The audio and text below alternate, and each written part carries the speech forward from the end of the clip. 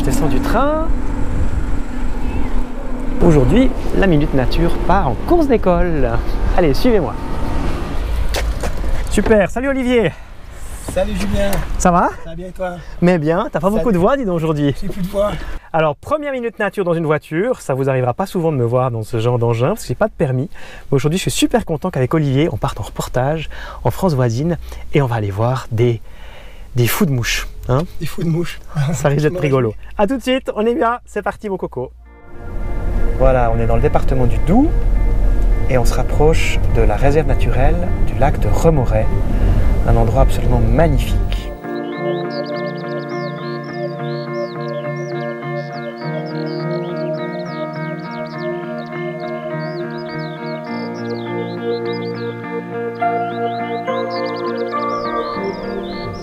Bien Olivier, on va traverser le ruisseau là, c'est par là. Au fait, pourquoi est-ce qu'on est là? Ben parce que je prépare un numéro de la salamandre sur les mouches. On se réjouit, hein? Ah et j'oubliais, encore une petite surprise. Écoutez, écoutez bien. Vous entendez ce bruit là?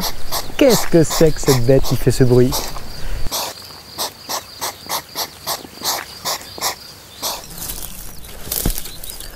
Alors on y est presque.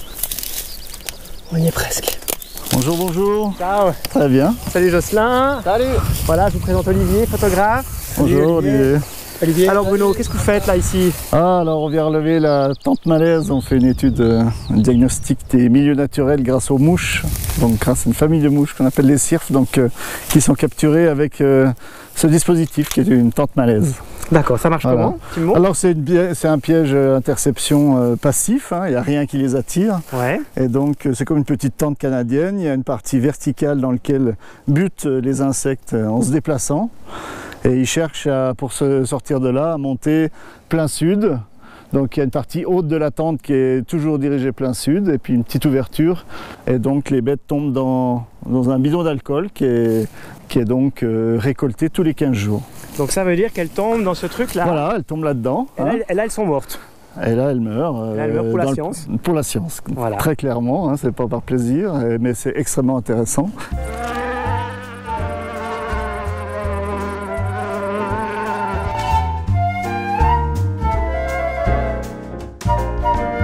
Alors il y a 600 espèces de cirfes, il y en a beaucoup hein, en Europe, ça c'est important. Celles qui sont très connues sont noires et jaunes, c'est ces petites mouches qui font du vol sur place, qui ressemblent aux guêpes, mais ce sont des mouches, des diptères, donc 2 ailes, alors que les guêpes, hein, hyménoptères 4 ailes, ça ne pique pas. À partir de la récolte des tentes malaises, on arrive, voilà, maintenant bientôt 5000 espèces connues sur la réserve et essentiellement des invertébrés. Et pourquoi ces mouches sont importantes? Au niveau biologique, bon, elles ont beaucoup d'impact favorable par rapport à l'agriculture. Il y en a beaucoup qui mangent des pucerons, donc c'est une famille qui est très bien connue au niveau de l'écologie. Ça, c'est très étonnant.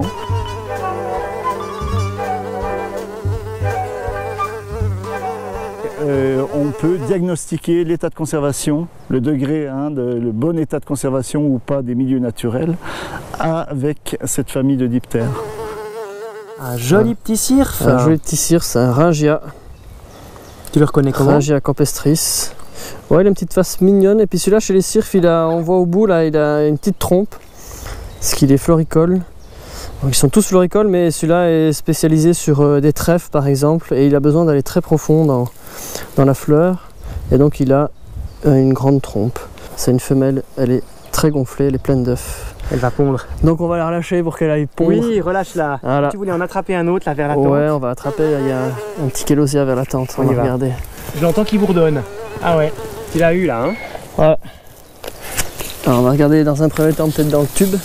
C'est des vrais petits hélicoptères miniatures ces cirfes. Hein. Voilà, alors ils font un petit bruit. Kélosia donc.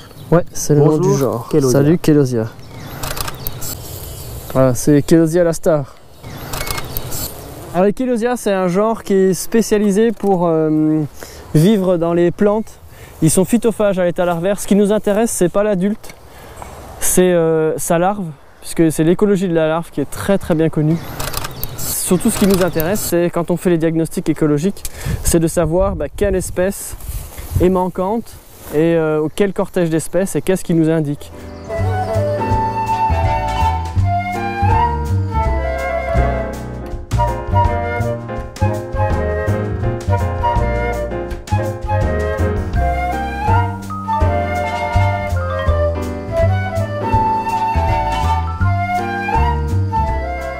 voilà, mission accomplie. Le reportage est dans la boîte. Ça va Olivier? Ça va bien, on a appris plein de choses sur les mouches incroyables.